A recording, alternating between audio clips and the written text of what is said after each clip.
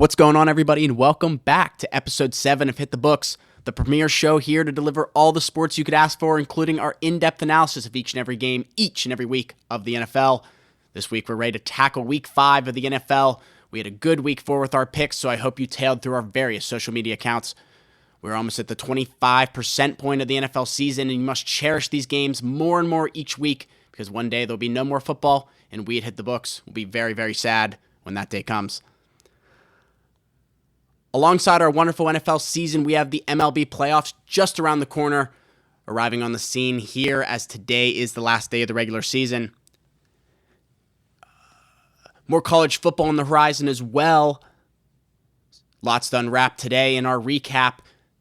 So let's introduce my co-hosts and this week's guest, the Hit the Books crew, starting off with Huf. Huf, what do you got going on for me, buddy? Lots to unravel this week, like I said. Take it away. What's happening? Yeah, what's going on, guys? Happy to be back. Looking to talk some Week 5 of the NFL. Like you said, MLB Playoffs are getting going this weekend as we got Wild Card Weekend starting tomorrow. First game being Tampa Bay and Cleveland, Friday, but definitely going to be excited to get watching with some playoff baseball, and then going to carry on into the NFL Sunday. So have a big weekend of sports ahead of us. We got Thursday Night Football tomorrow, so like you said, lots to talk about. I'll hand things off over to Mackie, see what he's been up to, and we can get rolling here. Yeah, so we got playoff baseball coming up. The only time baseball is really interesting, in my opinion. So we'll get some plays out for that, definitely. Just another week in football. Me personally, I had another winning week this week, up just under 10 units. So let's keep that going.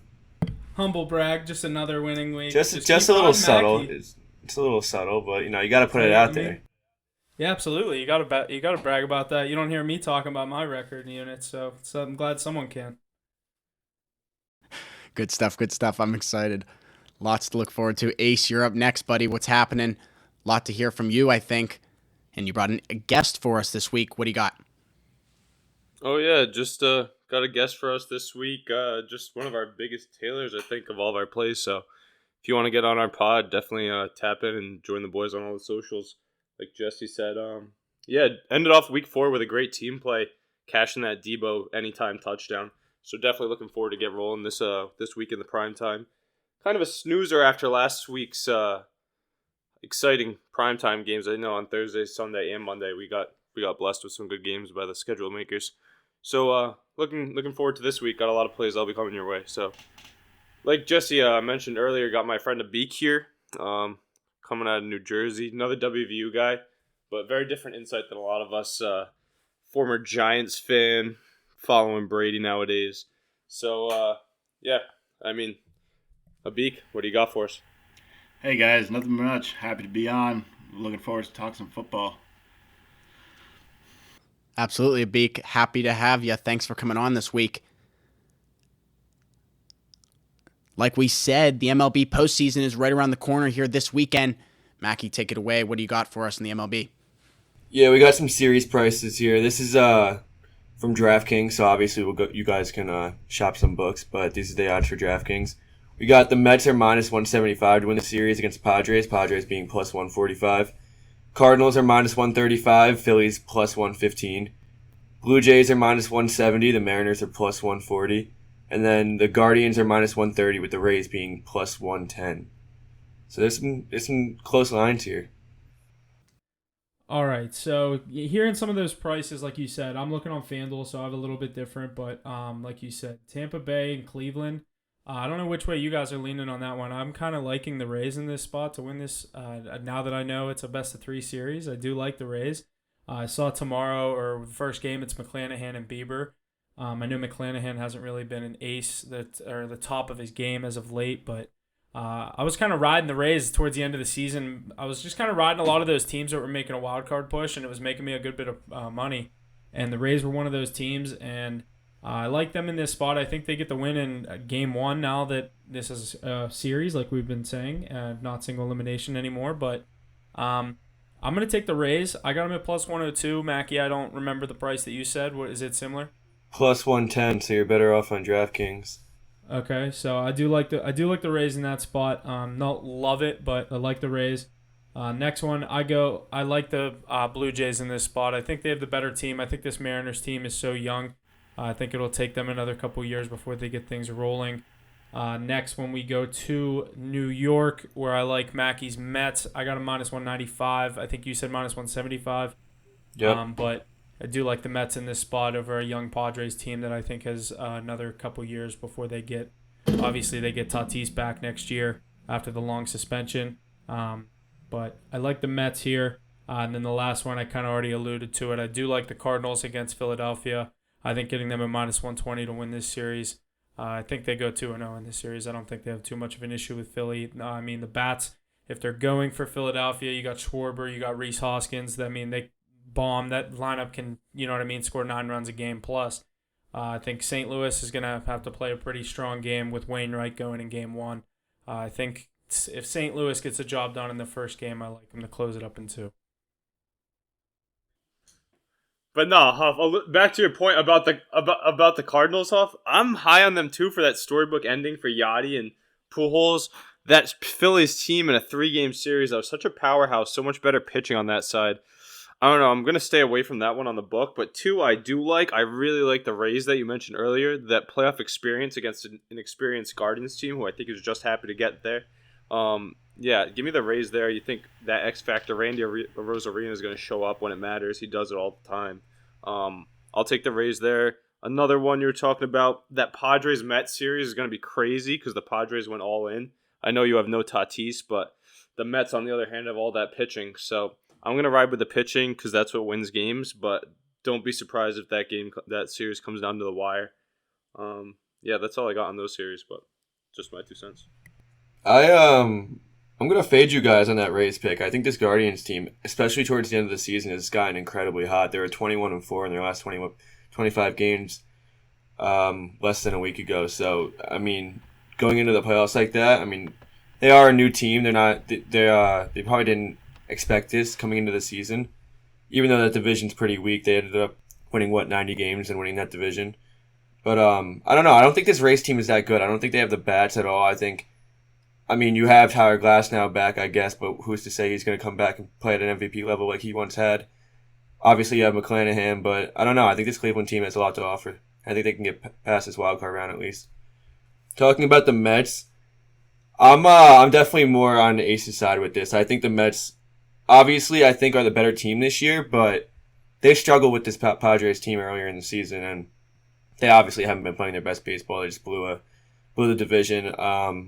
A lot of it's just a lot of really disappointing at being a Mets fan, getting swept by the Braves. They just lost everything with that series. And I think they're down in the dumps right now. DeGrom and Scherzer just got beat. Bassett got beat too. So I think the confidence is at like a bare minimum right now. Hopefully we can get out of this series, but definitely wouldn't take them at -175. I'll tell you that. I want to cut in here real quick because I want your opinion on this. Have you seen the Braves mascot's Twitter account today? No, I didn't. I don't think so. Dude, I don't know why I keep getting them in my For You or suggested tweets, but some of them are so funny, dude. You need to look it up. Dude, they have every right to chirp us. We had the division in our hands. Chirps about the Mets. I'm about to look it up now. Finish up your take on the next series. I'll let you know some of the funny ones that I found. Yeah, I'm with you on the Cardinals as well. I think they get it done against the Phillies team. Bryce Harper's back, but he's really not doing that much. I think he's underperformed since he's been back. Hey, Abid. And then Abid, didn't you have a stat about the Phillies Cards? Yeah, so my friend actually told me this. He's a Phillies fan. He went to West Virginia as well. But every time the economy is on the urge of a recession, the Philadelphia-based team has won the World Series. So it's happened 4 times. 1929, the Athletics won the World Series. 1980, the Phillies won the World Series. 2008, the Phillies also won the World Series, and now this year, the Phillies have a chance as well. That's a really funny stat, but I don't think this Phillies team is winning a fucking World Series this year. Excuse my language. What a stat, though. That is crazy. That's insane. I do like the value on the Phillies at plus. It's more of a betting with my heart on those Cardinals, but that Phillies team is good. I don't know. Definitely I don't really think they're that good, dude. Phillies plus 3,000 to win the World Series right now. Yeah, I think good they odds. squeaked They by have because the MVP Brewers. and Goldschmidt. Yeah, I don't know that Cardinals team is really good. I think. Yeah, I had a few of those guys in fantasy this year. I had Goldschmidt, obviously a big one. I picked up that guy Lars Nootbaar, who's been like a nice little He's been a dynamo beast. to the top of that lineup. Yeah, they got him. They have the rest of the bats you already know about, and then Wainwright. He's old. He's veteran, experienced. I mean, he's been there before. Who's gonna go game 2 for them? Is it Miles? Mikolas? Maybe Flaherty. It could be. It's probably Mikolas actually. Yeah, I mean that's not. They're not. Who, in bad, game but 1? they're not- No, Game Wainwright 2. will go game 1. Wainwright's game 1, then yeah, they'll probably go. Mikolas. I They'll would go Mikolas. Flaherty game 2. You would go Flaherty? I don't know. I feel like Mikolas is definitely their second guy.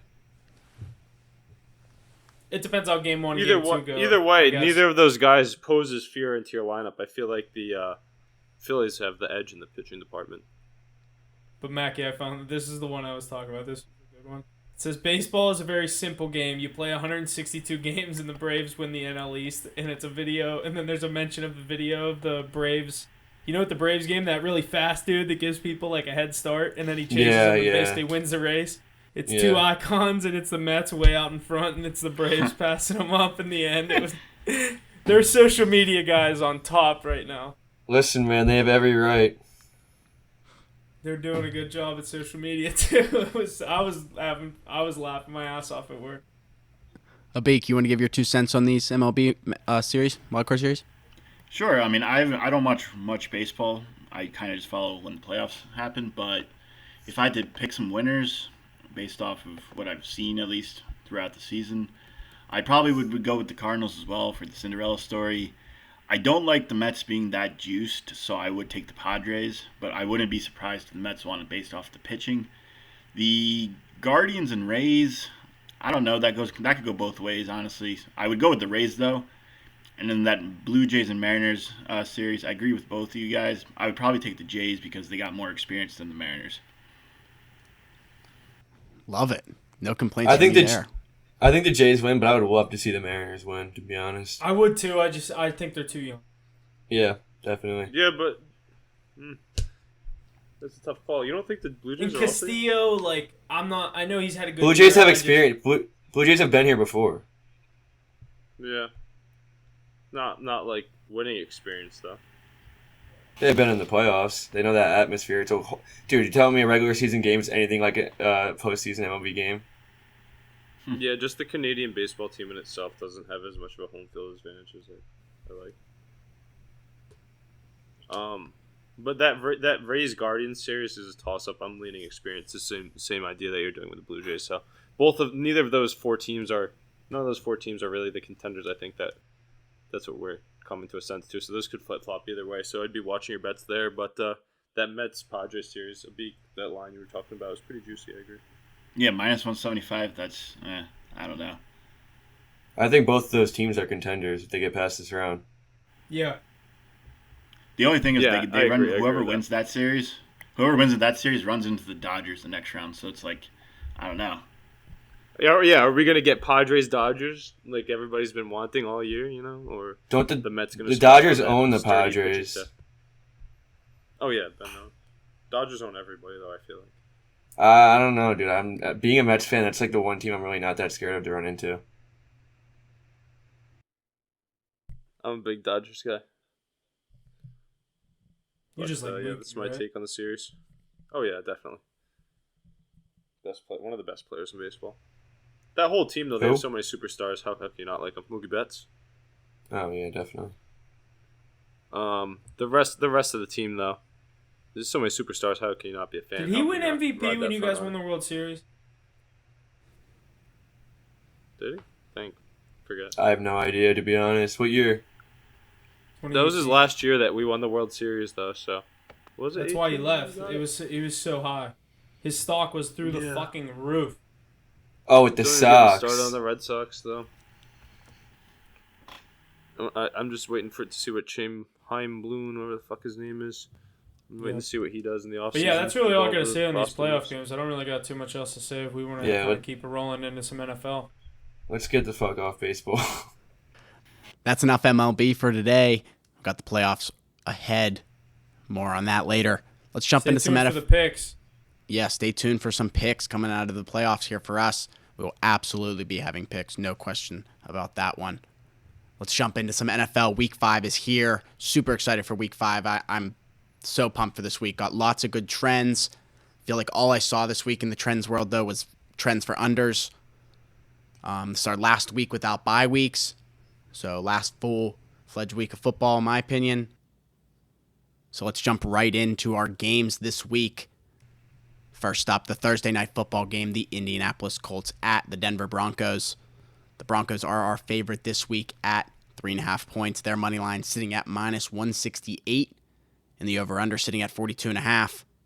I got some trends for this one, as the Broncos are 2-10 against the spread in their last 12 against AFC opponents, and the Colts are 10-2 straight up in their last 12 Thursday road games, as well as the under has hit 9 straight Colts matchups.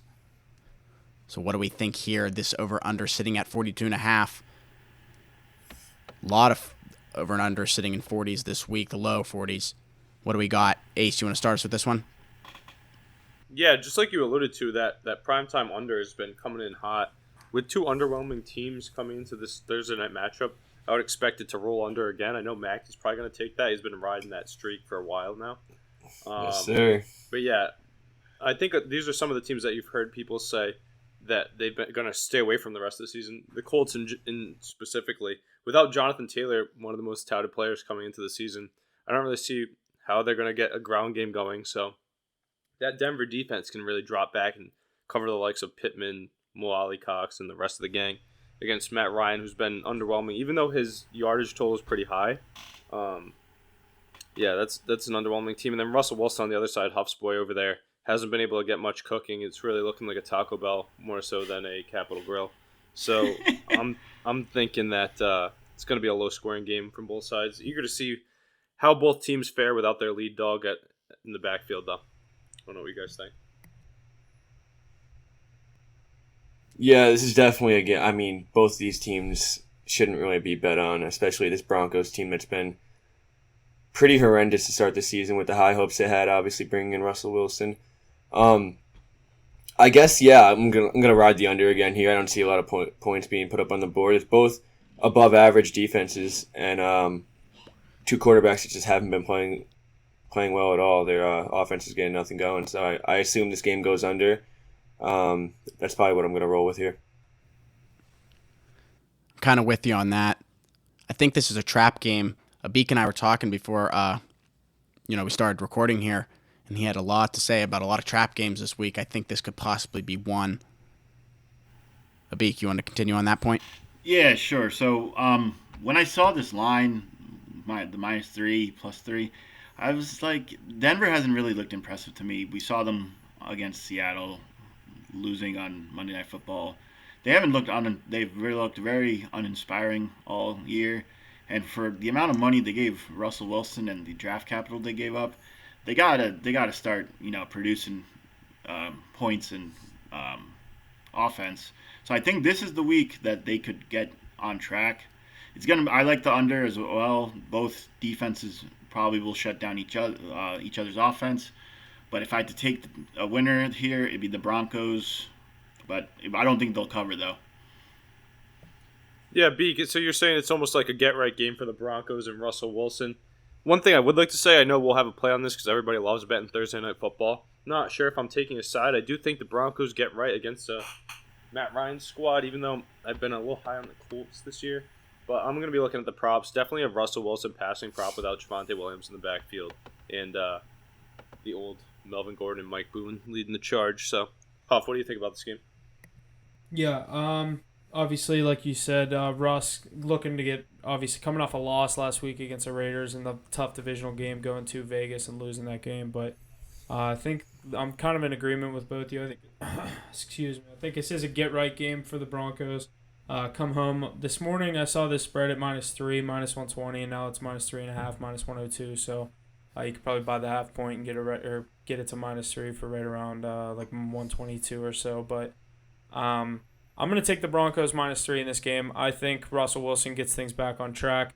I've been saying it all season. I'm going to sound like a broken record. He's my guy. I'm not going to fade him, especially when I'm betting on a Jonathan Taylor-less Colts team. So I will take the Broncos -3.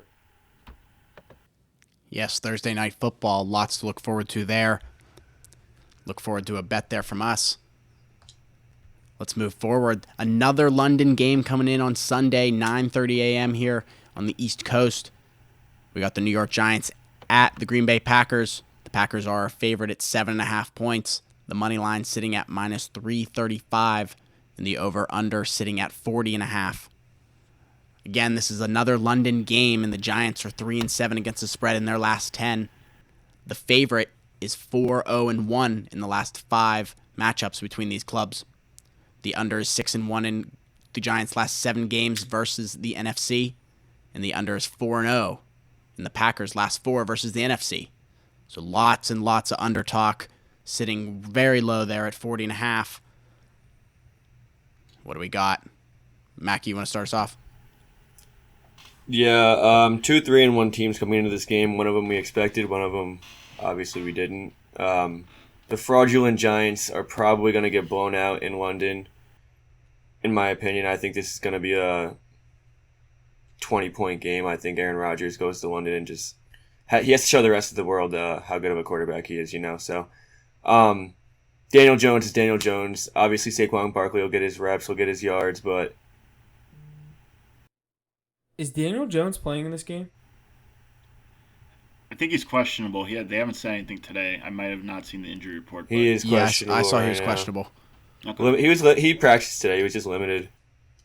Dude, I don't hate the Giants in this spot. I kind of for the exact opposite thing that you said. I think this game means nothing to Rodgers. Like, the whole idea going to London for this fucking game, play the Giants, yeah, he's one of the greatest quarterbacks of all time. He's going to prepare for it like he prepares for any other game. But a young offense, I'm interested to see how this translates to a game in London. I mean, I know that doesn't really change much other than the location, but this Giants team, they've been pesky all season. I've been saying it. They're better than people think. I know their record is better than most, if not everyone expected. But I've seen a couple people teasing the Giants up to like 10.5, 13.5, and I'm really in that. I'm sitting in that spot. I really like getting the Giants at some more points if Daniel Jones is playing. Yeah, I do like your idea there, Huff, with the teaser. I'm a big fan of those ever since you put me on this year. But yeah, I think Mackey's right here. I think Aaron Rodgers has an explosive game this week and shows the quarterback he is. After being suffocated by the likes of Bill Belichick and that stifling Tampa Bay defense, he wants to get going and get those young guys involved. He's a few drops away from really having one of those big games. Excuse me. And I think that he's really going to benefit from going up against the Giants this week. The Giants haven't been tested really all year, so they're finally going to get to meet their true match. Daniel Jones or not, I don't think he's an NFL caliber starting quarterback, especially against the Packers defense, which is one of the top units in the league. I like the Packers with the points here in the prime time. I know you said that Rodgers is uninterested in a London game. I definitely agree, but he looked uninterested last week at home and he won in overtime against Bill Belichick. So going up against the Giants this week, I think he puts up over 3 touchdowns and they find a few on the ground. I think they put up over 30, and Giants don't get anything going against that defense. I was like half watching that Patriots Packers game. I mean, correct me if I'm wrong. I assume you watched every play of that game. I think the Packers defense maybe won them that game more than the offense did. You're a football guy. For sure. I agree. Whatever team won that game was winning based on the defense alone, and they shut down Brady. They shut down Bill Belichick. That's not saying much, especially with the backups. But you've seen them play all year. That defense. I've been calling for Zappy's name all year, and you've been saying it's gonna be Hoyer. I've been calling for Zappy. Mac and Jones he comes lookalike? in. It was Hoyer. I know, but Zappy came in. Yeah, he had to. Yeah, he looked good. Better than Hoyer. I'd rather him in there than Hoyer. I don't think he looked bad. No, I would rather Mac Jones in there than either of them because it's a one-dimensional offense that moves the ball 3 yards if it's in the air without him. Yeah, that was me 2 years ago with Duck. We'll talk about that when we get. We'll talk about it when we get to that game. But the Packers. I love that defense. One of the best defenses in the league. The Packers. I know I said the Vikings are going to win the division, but them and the Packers are on a collision course to meet for that later in the year. Yeah, give me the Packers to blow them out this week, and you see Aaron Rodgers get right with those rookie wide receivers of his. Abik? Looking at the line, like you said, Packers -8. I'd still think the Packers win this, but I think it will be like by less than 8. I'd say like maybe like 4 or 5. The Packers offense hasn't looked as explosive as it has in past years. Obviously, no Devontae Adams, but the run game has been carrying them throughout the season so far. I'd expect them to score at least 20, 25 points this week against the Giants defense. I'd look out for a Packers anytime defensive touchdown, regardless of who starts at quarterback on Sunday for the Giants. That defense has been carrying them, and they've been really good, and one of the more underrated defenses this year. Do we think this will be a more high-flying game than last week? Obviously, last week was probably the best London game that we've ever gotten, with the final score being, 28-25 or 25-22, something like that? I see this as an under game. I'd say like a 20-10 or like a 23-7 type game. I'll say 30-13. I was going to say. Maybe 13. That might hit the under, too. What's this under set at? 40.5. I got 40.5 as well. 28-9. You don't think they can Giants? field goals from I Green feel Bay? like- No, I don't, and I think Giants don't find the end zone. Isn't the Giants whole MO this year their defense? Pretty much. And Saquon's been doing well, but outside of that, the defense has been two holding. stifling defenses, regardless. It's not Giants defense is not a stifling defense. I mean, they're not bad. They're better than what they've been. They're not pushovers this year. I think the Packers smack them this week, but I don't think the Giants put up anything. That's my thought. I'd ride the under here, probably. Yeah, I only like the Giants in a teaser. I don't love that 7.5. I'd like them at 14. Do you think that line moves if Daniel Jones is confirmed?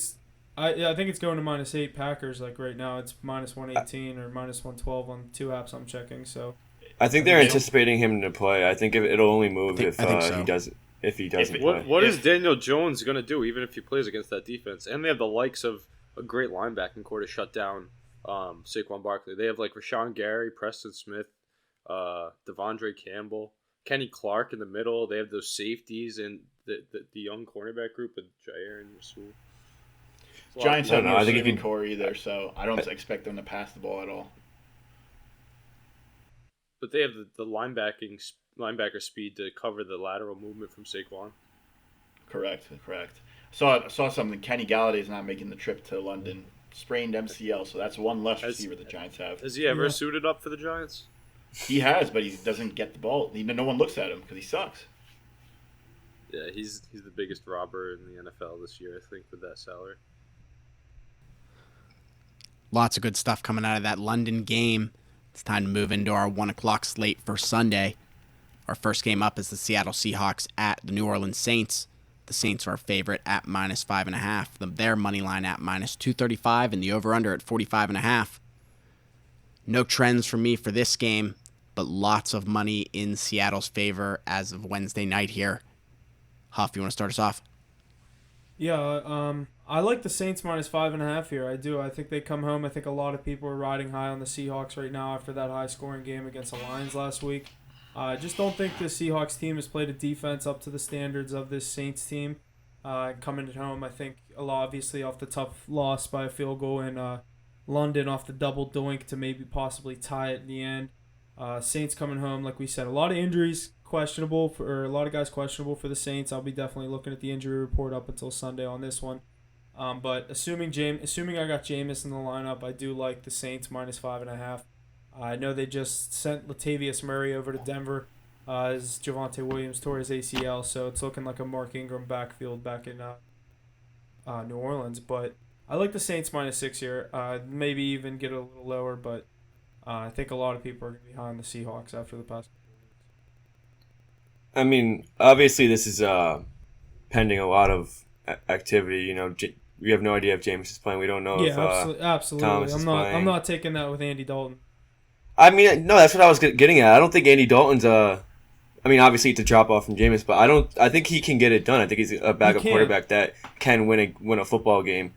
I mean, the Seahawks put up, 48 points last week? I don't think they're ever going to do that again. Like I said, they haven't played a defense this good yet, so I think this is going to be their test to see how good that off. Yeah, I think this spread might be a little high with a backup quarterback, and I'm not sure if it'll lower if James is definitely out, but I think the Saints could get this done, definitely. I don't think the Seahawks team is very good at all. Yeah, I agree with you, Mackie. I've been so low on the Seahawks, and they keep burning me by winning games. I know that they went up against that number 32 ranked defense by the Lions in terms of points allowed. So that was a pretty easy walk in the park for the backup. That is Geno Smith. I know he's the starter this year, but that's a backup quarterback in the NFL. Andy Dalton's also a backup quarterback, so it'll be a battle of the backups. It really depends on how Kamara can play. But like you guys said, Dalton looked pretty good in London last week. He did his job. He did enough. I know he fumbled. That kind of fucked them in the first half. That screwed over their chance at winning the game, even though they had a chance right down to the wire against a good Vikings team. But yeah, I think like Huff said, that defense is way too good coming out of New Orleans. They're not going to be able to do much against them. I like the Saints here this week. Maybe buy some points or take them in a money line parlay or look at a teaser with that. Minus 5.5, still high for a backup quarterback. But yeah, I like the Saints to grab the win this week against Seattle. Yeah, like you guys said, Seattle's not been anything good this year. Nor that anybody was expecting them to be any good. They've just been pulling wins out of their butt for no reason. They got a lucky one week 1 against Russell Wilson. And the Saints defense is probably one of the best defenses they've played this year. The other one was the San Francisco 49ers in week 2, and they got destroyed 26-7. So I'm not expecting them to do much against this Saints defense. I'd say the Saints win, cover minus 5.5, and I'd say it would be like a 27-10 type game where Seattle doesn't get anything going. I'm looking forward to this DK Marshawn Lattimore matchup. As we could see a fight. Yes, DK would probably punch Lattimore if provoked. I don't remember how the matchup went last year, but I think DK did pretty well against Marshawn. So I'm definitely looking forward to seeing that again this year. But Saints win this one. Is Seattle sitting at 3-1?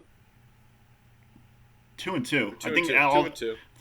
All NFC West is NFC, 2-2. So yeah, I remember seeing that. But like I said, we've been low on that Seahawks team all year. They were meant to tank. They're not meant to be this good. So I think they come back to earth this week against that Saints defense, really leading the way for a win. I don't know about 27 points from the Saints. I don't see them getting the end zone that much, but they'll definitely put up at least 3 or 4 field goals. Mac, this might be a good time for that over 1.5 field goals bet with the Saints this week.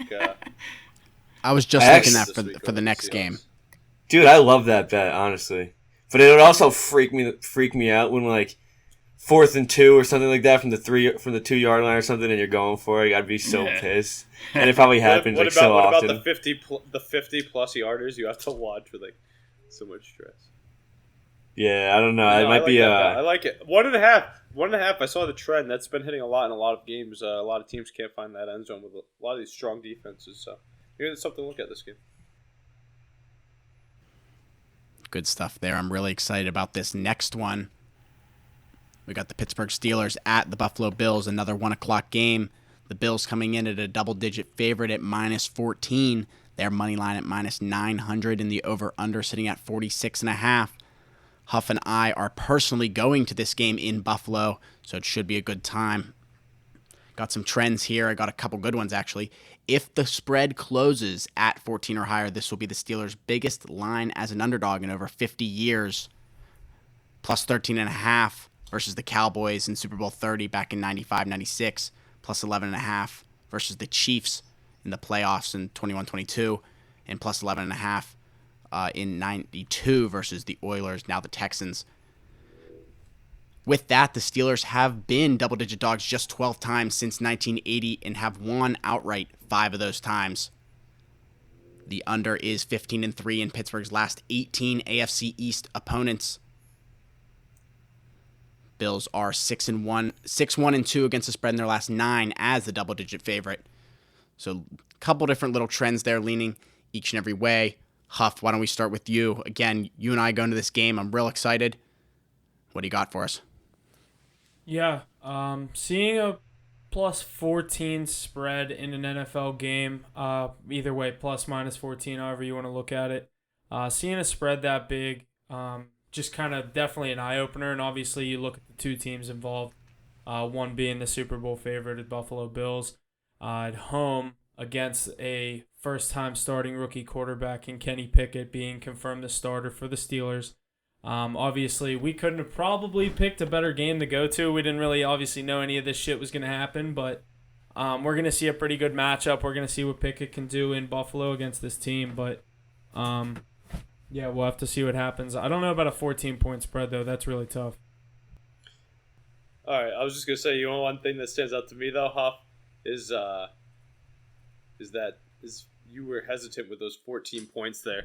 Right, so if you're a Steelers fan feeling hesitant about 14 points, I definitely am too.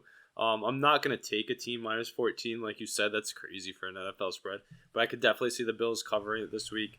I mean, I don't really understand how the Steelers are going to get into the end zone this week. Going to be relying a lot on the leg of Chris Boswell if they can even move the ball downfield at all. Such a great Bills defense, so many playmakers on that side of the ball. And then we know what they can do on offense, obviously. So I might be looking at some props for this game for Josh Allen and the boys to eat, but 14 is a lot of points, so I don't know. Yeah, Ace, that's what I was kind of getting at. You got a first-time starter in Kenny Pickett against probably arguably the best defense in the league. Going into Buffalo, I mean, that environment alone is just also probably the best in the league. I'm just looking. I mean, 14 points is ridiculous. The things we've seen this season with like underdogs winning, and you have this game going at 14 points, and we've seen the Bills blow something like this. They lost the game last year to the Jags when they were 17.5-point favorites. They lost outright. But this Steelers team is tough. Kenny Pickett has a tough matchups these next 4 weeks. He has the Bills, then he has the Bucs and the Dolphins and the Eagles. So, I mean, this is the first leg of his 4-week, whatever you want to call that, 4 really good teams, maybe even Super Bowl contending teams.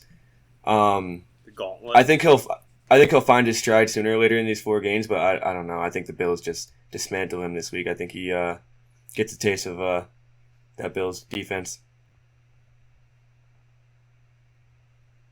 With that being said, I like the under as well.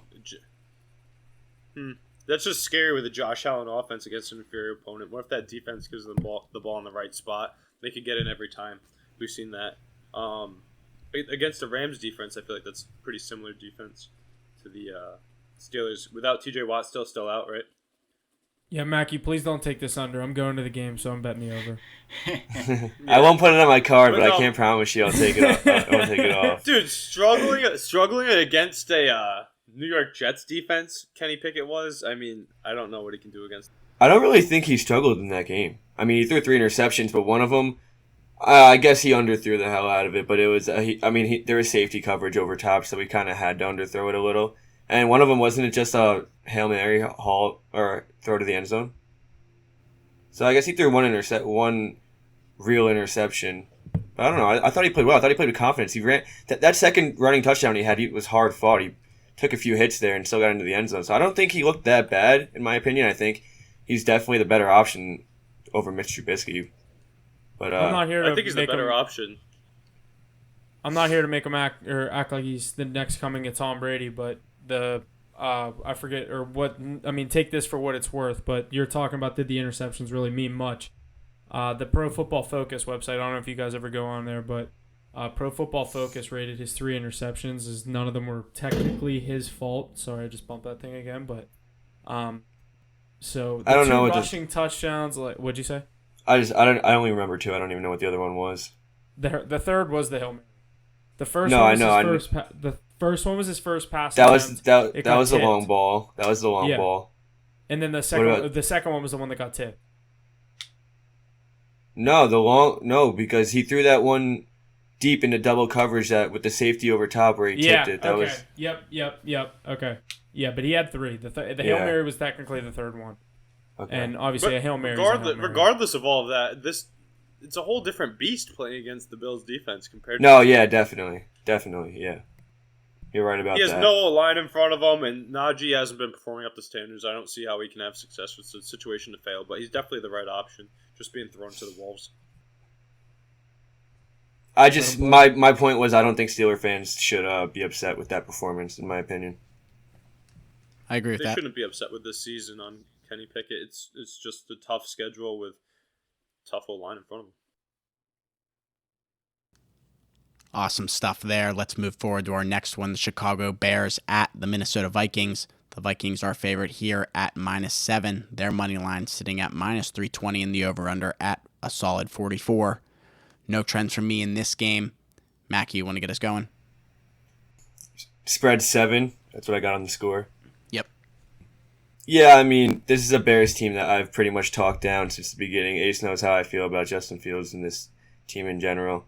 That being said, the Vikings just played a pretty injured Saints team. I know it was in London, so you could say it was a primetime game. Primetime games are closer, but I don't know. I thought this Vikings team would be a little better, and I thought they'd be able to close out games a little better.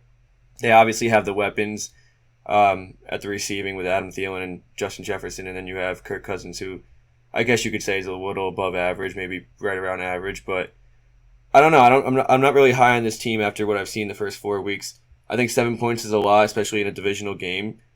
So, yeah, I'm probably leaning under here. I think the Vikings win this game, but 7 points scares me. Yeah, I'm right there with you. I'm not necessarily jumping at the bit to bet the Vikings -7 here in this spot. Same situation goes the other way. I don't really love the Bears +7. But if I had to pick a side, call me crazy, I'd probably take the Bears with the points. I think, like you said, this comes out to be a field goal, 4-point game in the end, maybe even 6. But I'm right there with you, too. I like the under low-scoring game. If things don't go for Chicago, it's going to be looking like they might put up 3 to 7 points total on the board, 3-6, you know what I mean, somewhere around there. And if all things are going for the Vikings, they could be scoring upwards in the 20s to under low 30s. But I would not be surprised if the Bears covered this game at all. That's the only thing, is that those receivers are going to – they just outmatch that secondary so heavy. It's one of those things. It's so mismatched. And a divisional game, I always say, give the points, don't take them. Kirk Cousins on a 1 o'clock game, like we always say, he's the best quarterback in the afternoon, but take him to prime time, he's literally the worst. But I don't know. I don't hate the Bears in this spot. I really don't. I mean, yeah. Yeah, I don't like the Bears here at all. I think 7 points is too much. I'm gonna do the same thing I probably did last week. Last week I had the Vikings got them down to +3 in a tease, but if you get them in a tease here, it's gonna be money line. So that's definitely something to look at. I think they definitely win this game. I've been saying all year that the Vikings are my pick to win the division, get that head-on collision with Aaron Rodgers for the title of the NFC North. But, yeah, way too many weapons for the Vikings. No way that the Bears can keep up. They've been sticking in games with the low scoring and the defense that their team's been able to put up. But Justin Jefferson and Adam Thielen, whole different animal. Dalvin Cook and Alexander Madison playing. Are they at home this week? Yeah. They're in Minnesota. 95% of the money is on the Vikings. Oh no, I will take not the again. Bears plus That's putting me. I'm putting Bears on the card. I'm not even. Yeah. I'll take Bears +7. It's like Easy. Kirk Cousins is so inconsistent every week. Like I feel like this would be the week that he'd go out there, throw 150 yards and 3 interceptions. This screams like an under game. The Vikings should win this game, but don't be shocked if the Bears keep this close to like 7 points in the fourth quarter. Take the points if you're taking the Bears. I'm taking them in the tease, though. I think the Vikings definitely win this game, like 1,000%. The Vikings win this game by 7 points. It's a tall order, but I'll take them in a tease to win the game for sure. The Bears are such a bad team, though. Like I saw a stat that Cooper Kupp has more catches than Justin Fields has completions. So that's saying something. But I would still take the points here for the Bears. Dude, we saw this with the Chiefs and the Colts. No matter how good it looks, dude, just 95% of the money, Vegas isn't going to lose that. They're not going to lose. Yeah, no, this is Bears +7. Does that mean 95% of the money's on the spread, though? Here, I'll give you the official number. 95% of the money is on Minnesota to win the game. 82% is on Minnesota to cover. Bears +7. I like them to win the game, though. I do like the Vikings to win the game. That's my pick to win the division, so I think they definitely... Bears money line. The Bears money line. I don't know. Bears Justin Fields doesn't have it in him. Mackie, we said it though. Like Colts. What did I say? Won that If you're gonna take an underdog, you're better off taking the money line. You did say that. I'd still take the points. I know The that profit, dude. The profit has shown to be insane. Like it's Yeah, 90%. that is a fat line. Dalvin Cook's gonna score this week, though. Yeah, that's what I think. Like he has. Like I think the Vikings are a good team. The Bears are not. I like the Vikings to win the They're game so by 7. inconsistent, I don't know. though. Book me on it. Book me on it. The Vikings keep like the Vikings keep blue prime. balling Dalvin, and I'm expecting Dalvin to score finally this week. I think it's time. Yeah, I'll take He's had a Bears pretty plus disappointing season. yeah. Madison Yeah. is vulturing touchdowns for him. Get the hell out of here with that. Bears Yeah, plus but 7. only one team last week won outright and didn't cover their spread. I mean, I guess 2 if you count that Vikings shit. But My luck it'll be the one that I fucking take the money line outright, so I'll take the plus 7. Yeah, plus points here for the Bears. Mackie, you're up like you with some units. You can throw a half a unit on those Bears. Yeah, like that's. I was gonna say, yeah. I like, can- in your situation, I'd be putting a half unit or even a full unit on Bears money line. I can't preach Justin Fields' ass and then throw money line on a plus 7. Yeah, I don't know. I'm high on those Vikings this year. I like that coach they got.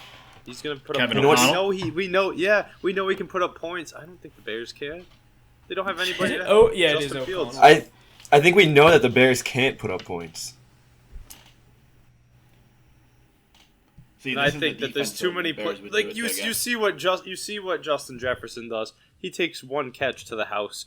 You see Dalvin Cook. If you watched the game last week, there was a few plays that looked like Dalvin Cook was going to take it to the house, but Demario Davis tripped him up at the last second. I mean, that I think Dalvin Cook has his get right game here. I like the Vikings a lot, not by 7, like money line. I said if you tease them at 7, you're getting a money line. So that's my pick. Yeah, good stuff. Let's move forward to the game in Jacksonville. The Houston Texans at the Jacksonville Jaguars. Another 7-point favorite in the Jags' favor. Their money line sitting at minus 330 and the over/under sitting at 43.5.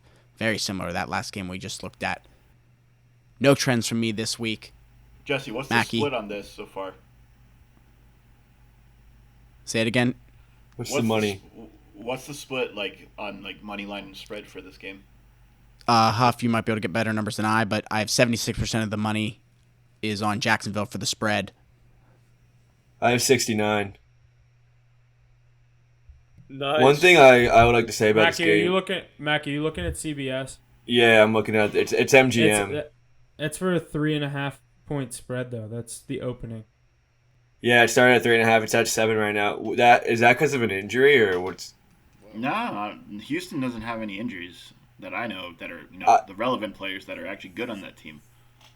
I love Houston plus 7 here. I think this is pretty much like probably my lock of the week in my opinion. It's a divisional game. I mean, Jacksonville's been very good. They're 2-2. Could be 3-1. You could say, but I don't know. It's a divisional game. Everyone's really high on this Jacksonville team. There's going to be a lot of money on it, and they're still young and inexperienced, so they have their games where they're not going to be on. And in a divisional game like this, I've been high on Davis Mills all season. I've been saying it. They haven't performed very well. They're still winless, but this is definitely a situation where they can get their first win. And plus 7, I love, and I actually might sprinkle the money line. Yeah, no, I agree with you there, Mackie. The Jacksonville Jaguars are still, the Jacksonville Jaguars, even though they've been better this year. But the Texans, they're due for a win, and I saw them week 1 against the Colts. They were sticking around, so they're not rollovers for how bad they are. So Texans plus 7 for me. What did I say about them, Mackie, last week? I called them the Detroit Lions of last year. They're going to win when you least expect it, but they're in every game. I think last week people were writing them off when the Chargers went up 3 scores, and they came storming back and almost stole that game from Justin Herbert, one of the best teams in the league. Yeah, I do like them plus 7 this week. I've been high on, you're high on Davis Mills. I've been high on what's his name, Damian Pierce there. He's looked like a great running back. Had that 75-yard TD run last week. He's really coming into his own. They got Rex Burke as a third down back, and Brandon Cooks consistent, found the end zone last week and moves the chains. I don't think they'll be able to contain Trevor Lawrence that much. I mean, that Jaguars defense is pretty good, but I like Texas plus 7 in this spot, and I do like Damian Pierce to find the back of the end zone again. I'm high on Damian Pierce too. I think he's really good. Good addition to them. I have him on my fantasy team too, so that helps. This is probably my least favorite game of the week. I don't like the spread. I don't like the total. And I don't think Jacksonville at minus 330 is worth anything. And, I mean, you get Texans at plus 265 on a money line. Mackie, to talk your trend, I do like if I'm going to take something. If I'm going to bet the Texans here, I think they win the game outright. I think this is the game they get their win. I don't love the Texans in this spot. Was leaning Jacksonville, and now not saying either way. It's just a divisional game. My rule, I always say give, don't take the points. But like you said, I think I would not be surprised if Texans come in here and win this game. Jacksonville, I think a lot of people, back to what I said about Seattle, I think a lot of people are high on Jacksonville. A lot of people looking for them to come at home. Kind of a get-right game, if we've been saying. They get a 7-point spread at home. I like the Texans plus 7, Mackie. I'm with you, but I do like the money line a little more. I think that's worth a play. 265. That's the Hit the Books dog of the week. I don't love it. I don't love it. That's me and Mackie's dog of the week. Looking forward to I seeing it definitely on have your other cards, underdogs boys. I like. They're due. They're due.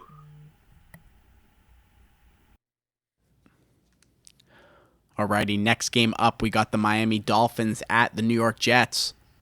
The Dolphins are our favorite this week at minus 3. Their money line sitting at minus 166, and the total sitting at 45.5. No trends from me in this game, but we're going to jump to Mackie as it is his New York Jets.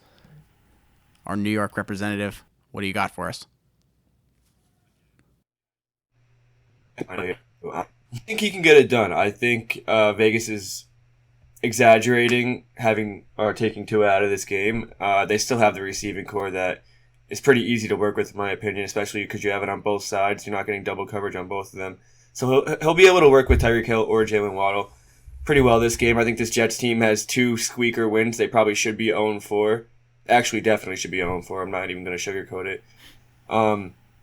Zach Wilson, I mean, he looks all right, but this Jets team just really still isn't that good. Divisional game, so probably go under again here. You know how I am my unders, but I think Miami wins this game. I think they just have a more all-around team to get this win. Yeah, I really like the Dolphins this week too. I think that the Jets are one of the worst teams in the league, also overperforming, come back down to earth this week. I think week 5 is a good chance for these bad teams to really show their true colors. The Dolphins, 2 hard-fought games right in a row. They beat the Bills, then they slipped up against the Bengals. I know the Tua injury really cost them a chance at winning that game, but they were still in it, and Teddy B looked like he was a formidable backup. He gets paid the salary to be one at least. So I like the Dolphins in this spot. I still think that the receivers are going to eat. Look at that Tyreek Hill receiving prop, Jalen Waddle receiving prop. They're going to pop. Mike McDaniel's forced on the ball without a true run game. I like the Dolphins to roll this week against a very inferior Jets team. There is a good amount of money on Miami, though. I like the Jets plus 3.5. I think at home, I think Zach Wilson, another game not going off last week against obviously a different Steelers team with the change of quarterback mid-game, but I like the Jets in this spot. No Tua. I know Teddy Bridgewater's covered like a million games on the road as an underdog, but I like the Jets here. Too much money on the Dolphins for me. Do we have bye weeks this week? You said the line was 3.5, Huff? I've seen 3.5. Yeah, I that you might see that on my card. Dolphins -3 this week. When I was here waiting earlier, I was talking to Jesse. I think this is a trap line, to be honest. I mean, it's a divisional game, so those are always close. And the Jets, well, they're the worst team, probably one of the worst teams in the league. They always decide to show up once in a while. So I could definitely see them winning this game outright, but I would expect the Dolphins to win this. I don't think the Jets have the personnel to keep up with Tyreek and Waddle, and I am not high on Gardner being able to contain Tyreek fully. So I'd be, like Alex said, I'd look at the Tyreek and Waddle props because either one or both are going to smash their yardage props. Yeah, Dolphins win this, but I don't know if they win by -3, though. I love that line for the Dolphins this week, -3. Yeah, I'm probably Brown. So I like Jets. I'm going to give them a point. Lots of differing opinions here. Excited to see what comes out on the cards this weekend. But let's move forward. The Atlanta Falcons going to see Tom Brady and the Tampa Bay Buccaneers. The Buccaneers are the favorite this week with 9 points. The money line at minus 430 and the total at 48.5. The trend I got for this one I found quite interesting. The Falcons are 4-0 against the spread for their first time since 2015. They have never started 5-0 against the spread in franchise history. Huff, you want to start us with this one? I don't love the spread in this game, but Tampa Bay and Tom Brady haven't really given me a reason to take them -8 against a team that you just said has covered 4 straight weeks. In Tampa Bay, it's a tough spot. I'd like to tease the Falcons up. This is going to be another one I'm looking at getting maybe the Steelers with up or one of my other teams that I just kind of looking to bring them up a couple of points like the Giants. But this is definitely going to be one I'm looking to tease, but would not shock me if they cover the 8 points. They've stuck in every game. Like they literally, whether they've come back, whether they've led, they've come back in every. They've literally covered every game. Like they've been in every game. Yeah, I agree with you. The 8 points is a lot for the Bucs this week. I actually really like the over. Even though that Bucs defense is really good, we've seen how the Falcons. I don't know how they do it, but they hang in games. And I think Brady finally gets it right this week and throws over 2 touchdowns. He's got all of his weapons there. We saw him come into his own at the end of the game too late last week. But I think I saw a meme today that said, Tom, why do you break up with Giselle? He says, I have to beat the Falcons twice a year. So I do think that the Bucs win this game.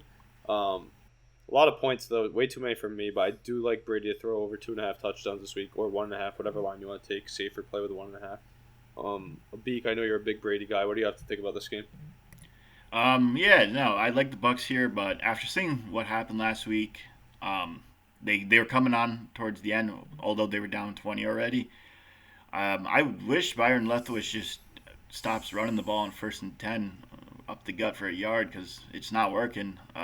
I think they should really go back to what they were good at for the last 2 years, which was passing the ball. And you could see when they were down 20, they were getting yards with all their guys getting back.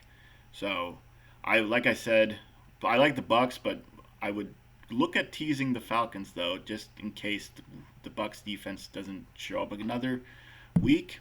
I'd look out for a Julio anytime this week against his former team.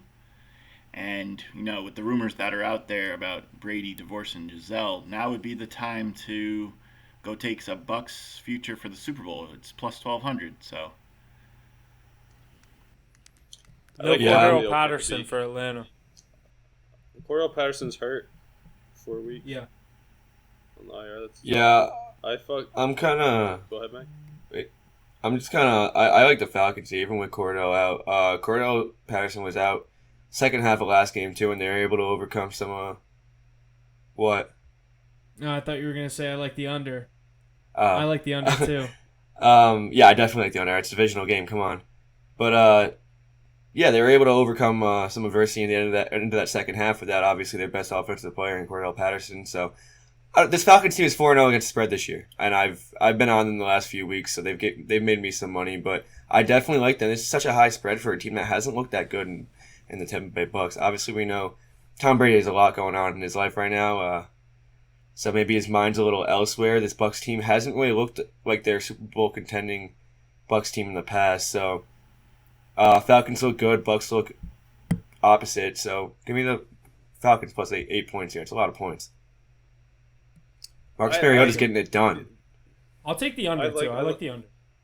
I like the under. And the under, of course. How have the Bucs been winning their games with their defense? I don't understand how Marcus Mariota, without Cordell Patterson, is going to do much. I think Drake London might have a good day, but other than that, not much. It's Marcus Mariota against the Bucs. Their offense hasn't been a problem. Kyle Pitts. Yeah, I know, but but I'm saying this week I think it might be a little bit more of a struggle than they're used to. I think this is one of the best defenses in the league, probably the best defense in the NFC. I saw Kyle Pitts was questionable today. He didn't practice, so that's one less weapon. They played like shit against the Chiefs last week, and that's the best player in football, Patrick Mahomes. So I mean, if you look back, they stymied Aaron Rodgers to 14, and look at the rest of their games. They've been stifling all year. They shut down the Dak Cowboys. They shut down the Packers. Who'd they play week 2? Saints. Saints were good. Yep. I mean, Yeah. it was a stalemate till Mike Evans went ham on Lattimore, and then they won. Yeah. That's what I'm saying. That Bucs defense, that unit is so good that scares me from ever taking anybody against them. But the +8 I don't mind because of how slow and ugly that offense has looked. But I think Brady gets on track this week. I'd look out for a Julio anytime touchdown if he can make it through a full game this year. That's a good point, Abik. I mean, obviously there's probably good odds on that. But against his former team, you'd like to think that Brady's one of those guys that gets people their incentives and their big moments. He'd want to feed Julio Jones for a touchdown if he can, I think, right? Lots of good stuff there, boys. Very excited for that one. Let's move forward. The Detroit Lions at the New England Patriots. The Patriots are favored in this one for you, Ace, at -3.5. The money line sitting at -172 and the over-under at 45.5. No trends from me this week, but Ace, let's send it to you. What do you got? Do you think your New England Patriots can get it done this week? Yeah, I think that this is a very trap game Abik was talking about. I don't know how the Patriots are favored here. You don't know who's playing quarterback this week, going up against the number 1 rated scoring offense in the league. I do think that their numbers will come down a bit playing against Gillette, the Patriots at Gillette. That's a great defensive unit with Bill Belichick leading the charge. I'm going to probably take the under here for sure, especially with Amon-Ra and DeAndre Swift being banged up. If I'm not a Patriots fan, I'd probably look at the Lions money line with the way they've been playing in Jared Goff. But the Patriots have beat Jared Goff before, and Belichick showed he can neutralize them. I'm going to take the under here for sure. I'm probably looking at a Damian Harris touchdown. If it's any coach that can shut down a number 1 scoring offense, it's Bill Belichick. So. Yeah, I trust in the hoodie. That's why I like the under. It's also the Lions, so I mean, at the end of the day, someone's going to shut them down sooner or later. They're not no juggernaut team. Still 1-3, so. Yeah, and 95% of the time, the Lions get their stats from chasing 20-point deficits. So it's kind of padded, in my opinion. Detroit did open at +6.5, and they're down to +3. That was probably when Mac was going to be quarterback of the Patriots, I'd say. Oh, yeah, you're definitely right. What's going on with Mac? Is he not playing? He's been practicing, but he has a high ankle sprain. It's just one of those classic Belichick tactics where he doesn't want to tell you who's going to play. But they signed Garrett Gilbert to their squad with Brian Hoyer out, so it's either Garrett Gilbert or Bailey Zappi. Yeah, I just think with the unknown here, I think I would definitely lean Detroit for the sake of conversation. Probably won't be betting this game. It's one of the more boring games of the week, definitely. Definitely an under game. Definitely an under game here. Could be an under game, but we've seen how the Lions have put up points, so probably won't be touching it at all. But I'll go Lions money line just for the sake of it. Yeah, Jared Goff looks good this year. I like the Lions with the points again, Mackie, but you keep going against the trend. I keep just taking the points, but yeah, dude, come on. I'm used to just picking a spread, not really the money line, because like most of the money lines are -300. No one wants to hear me pick a -300 money line. You know what I mean? Like, so playing the spread, I'll take the Lions with the points. I mean, there is, like we said, there is a chance the Lions get shut down by Belichick and somehow lose this game by a field goal or so. You know what I mean? We've seen crazier shit happen in the NFL in 3-point games. Getting the half point, I do like the Lions with the 3.5. I do like the under as well, but this is a game I think it could weirdly get high scoring, but under, obviously we don't know who's playing quarterback, but for the Patriots and the Lions being the number 1 scoring offense, it'll be interesting to see what they can do against Belichick, a defensive-minded coach who's been proven to get it done, as you guys just said. I'll look to raise this under a little bit in another teaser. I love my 2-leg, 3-leg teasers, so I'd like to get some more insurance on this one, maybe get it up to like 50.5. Huff is all over the teasers this week. But good stuff there. Excited to see what comes out of that one. The next game up is the Tennessee Titans at the Washington Commanders. The Titans are our favorite this week with 2.5 points. The money line at -134 and the over-under at 42.5. Mackie, you want to start us off here? Yeah, this is definitely a game that caught my eye when I first looked at this board. I think the Commanders have a lot of equity in this game. I think that they can. Titans are coming off a high win and a divisional matchup with the Colts. Probably going to come down to those two teams to win a division. I know we've seen obviously Jacksonville high to start the season, but I don't think that lasts. Yeah, they're coming off a high right now. Derrick Henry got back on his horse, but I think going into Washington right now, I don't like this spot for them. It's Commanders need to get a win here to stay in this division or even have a chance to be talked about. It's a tough division this year, best division in the league actually, if we're talking record wise. Yeah, I like Carson Wentz here. I knew I was gonna get a laugh there or something because obviously it's not true. But best division record wise, so I don't know. I think Carson Wentz gets a win here. I think on their home turf, I think it's a good spot for them. I think the Titans are gonna come out slow and not really get much going. It's a tough spread. 2.5. You're better off taking the money line either way. It's minus 135 or plus 115 for the Commanders. So I'll go Commanders money line right here, plus 115. Ace, you want to go in on here? Yeah, I kind of do. I think one point that I'd like to bring up is you guys had the Commanders in the points 2 weeks ago when they played the Eagles. I had them last week money line against a backup quarterback in Dallas. That's going to be a team I fade the rest of the season. I'm not taking the Washington Commanders again. They've proven nothing. Carson Wentz is not. Wentz single-handedly killed my fantasy matchup. I was going against the Eagles defense, fading. I've hated the Commanders since then. Yeah, I'm definitely fading that defense, like you said. And Derrick Henry, when we see him play, he's good. I know Traylon Burks is hurt this week and probably out for half the season now at least. But they said they're going to get Josh Gordon more involved, and they have Robert Woods. I do like the Titans here. Not in love with it enough to throw it on my card, but give me the Titans this week and Derrick Henry. I'm going to ride the king against an offense, and they can't do anything with Carson Wentz at the helm. I feel kind of the same way as you, but the other way. I like the Commanders. I'm with Mackie. I think they get the job done at home. Mackie, you said plus 115? Yeah, that's on the score. That's what they are. I like that. Yeah, I like the home underdog here with the Commanders to get the job done. Like you said, Ace, they haven't given us much reason to keep riding them. But kind of the same thing with the Panthers. The week I hopped off them was the week they demolished the Saints. I think the Commanders get the job done here at home as a home underdog. And as I'm looking, 84% of the money is on Tennessee money line. Huh. Wow, that's crazy. I'm surprised it's that heavily leaned. I'm just against the Commanders because they've been screwing me over all year, but I didn't think it would be that swayed in the Titans' direction. They didn't show me that much. Yeah, I know what you mean. Tennessee hasn't been impressive this year either. I mean, they got demolished by Buffalo. Think, and to think about your point, though, if Carson Wentz is going to be strong in that aerial attack with those strong receivers, it should be this week. That Titans defense is pretty weak in the secondary. Yeah. At home, it's just a comeback. Who'd they lose to last week? They lost to the Cowboys. Yeah, that's right. Yeah, come home, get things right. Off a divisional loss, you got to win this week. I don't think the Commanders are that good in general, though, so that's why I'm not going to touch this game too much. I think Henry's the best player on the field between both teams, so that's the only reason I lean that way. I'm a scary Terry guy, not saying he's better, but just saying. I know you probably like him too. I don't know. How do you feel about him? Yeah, I'm a fan. He hasn't showed up this year, though, really. Carson Wentz is in love with Curtis Samuel. Curtis Samuel's having a year. Dotson gets. I wanted him to leave Washington so bad. Terry McLaurin. He will. He should have. Dotson there, and they paid Samuel. Yeah, the Penn Stater Dotson's been having a hell of a year for them. Yeah, Wentz likes those two more than McLaurin. I have McLaurin on my fantasy team. I regret it already.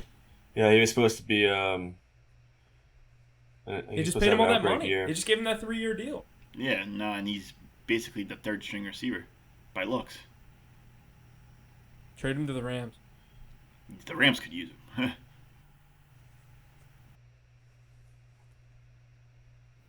They could probably work some. Send Allen Robinson to Washington, couple picks. Nobody wants Allen Robinson. Send him to the retirement. XFL. That guy's done. I have XFL. We'll talk about it when we get there, but I want Odell Beckham Jr. on the Rams. That's who they need. I have a lot to say about the Rams when we get to it. He's not ready for 5 more weeks, he said. He's doing his college visits like like those high school recruits. He went. Yeah, he's visiting. He visited with the Giants this week. Like he's going back to fucking LSU. Like, dude, you fucking played there. What do you need to visit? Just have them send your agent how much they're gonna pay you. That's all you care about. I think I saw Giants. He went to see Tampa. Brady. He saw the Bills and he saw the Rams. Yeah. Jeez. If he's He smart, went to the he should go Bucs? to Tampa. Yeah. Yeah, I didn't know he down to visited. Tampa. I didn't. Why? The fact that these guys visit, like, just call my agent. I've played at your stadium 5 times. You got to court Odell Beckham Jr.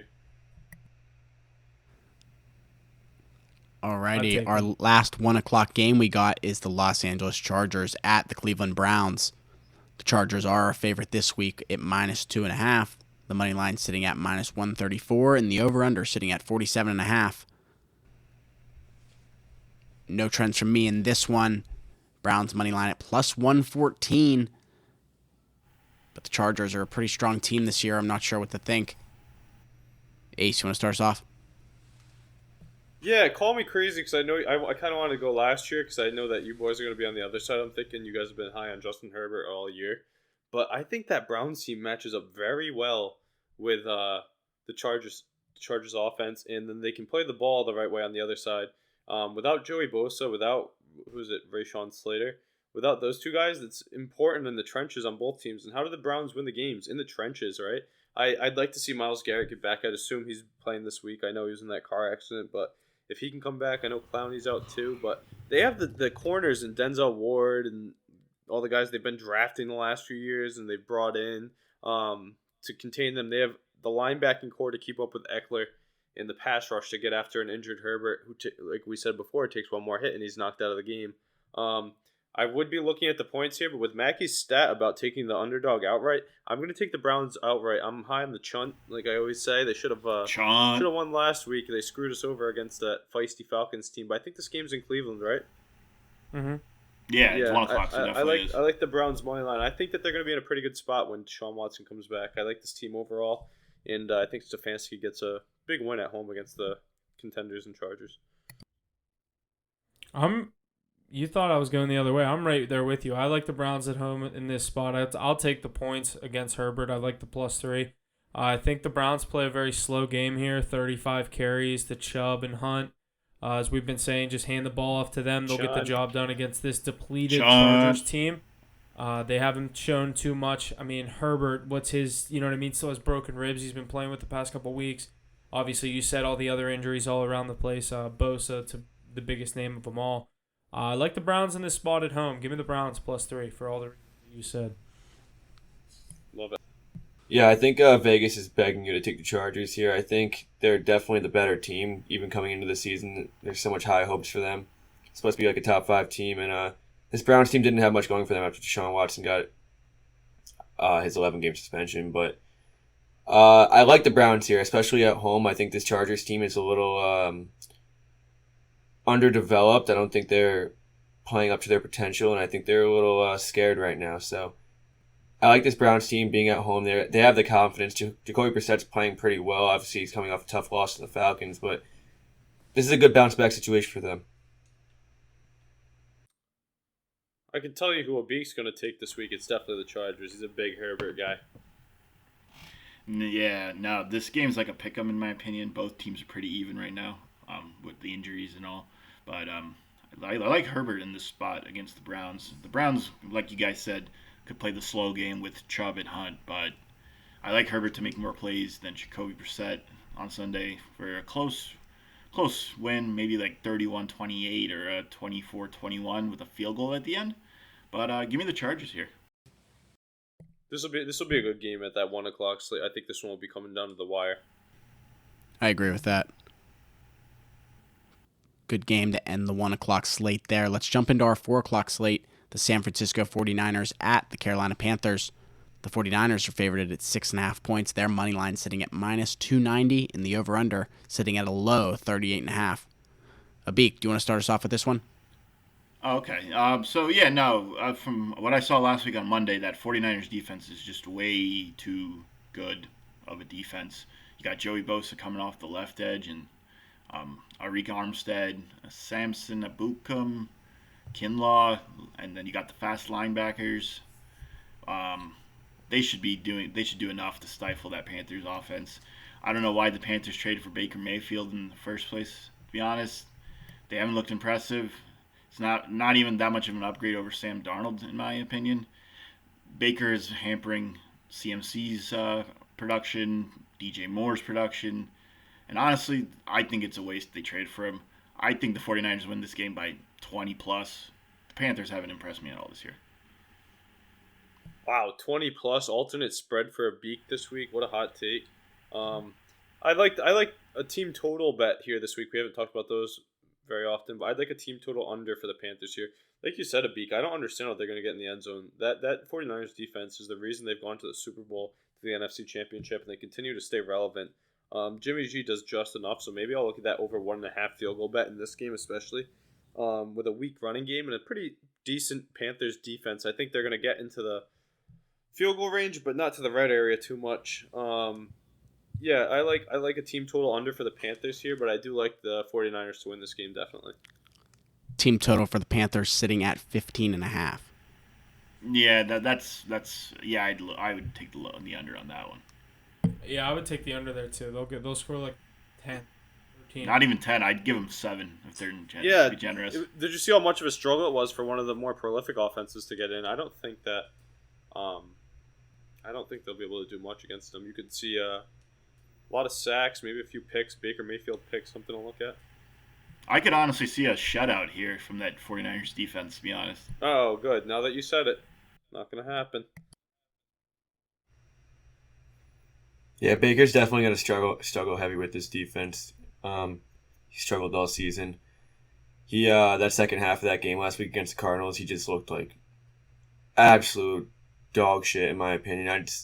All my trust for him went out the window in that game. I think he had a really good chance to win that game. He was on top for a while and just absolutely blew it. But yeah, I think the Niners are good here. I think they've proved to me that they're one of the better teams in this league, and that defense with led by Nick Bosa, obviously. They're gonna torment Baker all game. I'd look for a Kittle. Mackie, the Jimmy G incentive. That's what I'm saying. The Jimmy G incentive. He's going to put up 3 touchdowns, 0 interceptions, 280 yards. I know we're talking about that, but at the same time, he has so many weapons. He doesn't even have to be good. Like you saw Debo, that play that Debo had last week to cash our team card. Shout out the team card. Fucking, we all love that pick. I mean, that was all Debo, right? And they have enough playmakers. Ayuk can do that. Kittle can do that. Debo is the most athletic player in the NFL, in my opinion. And he showcased that he's not him. He showcased that on that exact play. The things that he can do with the ball in his hand. Look for Kittle to get on the board this week, finally. He had that touchdown overturn that burnt me on a few plays that I had last week. But yeah, I agree with you. He's got to get going at some point. This is the week to do it, honestly.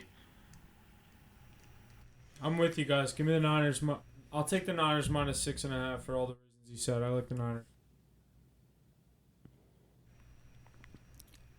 Lots of good stuff there. Let's move to the 4:30 game. The Philadelphia Eagles at the Arizona Cardinals. The Eagles are the favorite this week at minus 5.5. Their money line sitting at minus 240 and the over-under at 48.5. I got some trends for this one. The Eagles are 0-5 straight up and against the spread in their last 5 at Arizona. The under is 10-1 in Arizona's last 11 games versus NFC East opponents. The Cardinals lost 7 in a row straight up and against the spread and are 2-9 against the spread in their last 11 home games. So not a lot going there for the Cardinals. Do you like the Eagles? Just 5.5 points here. Huff, start us off. I do not. I like the Cardinals in this spot. I think them getting 5.5 points in this position as a home underdog, I like them to win the game outright plus 200 money line. But I'm probably going to end up taking the points. I see the value with the 200. You get Kyler Murray at home against a high-flying Eagles team. I think there's way too many people riding this Eagles team right now. And as Ace kind of tells me how he feels about this game, I'll look up the percentage of the money where it's leaning. But I'm all over the Cardinals in this game. Yeah, Huff, that's a good point. We've been high on the Cardinals a lot this year. I think you've seen that all over our cards at one point or another. Cardinals money line.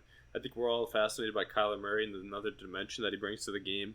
I'm going to start riding that train a little bit more when my boy D-Hop comes back, one of the top 7 receivers in the league, top 5 arguably.